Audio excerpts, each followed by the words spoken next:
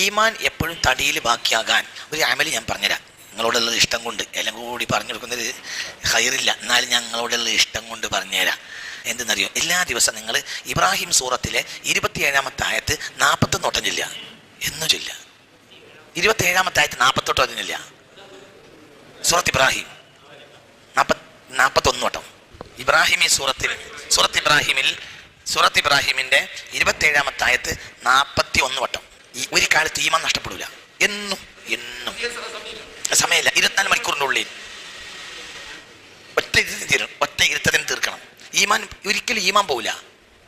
ആയത്ത് കണ്ടില്ലേ?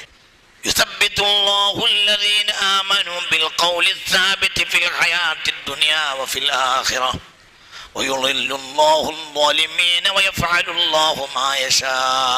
41 വട്ടം എല്ലാ ദിവസവും. ഈമാൻ നഷ്ടപ്പെടില്ല. ഇത് മുതലാണ് ട്ടാ. ഇത്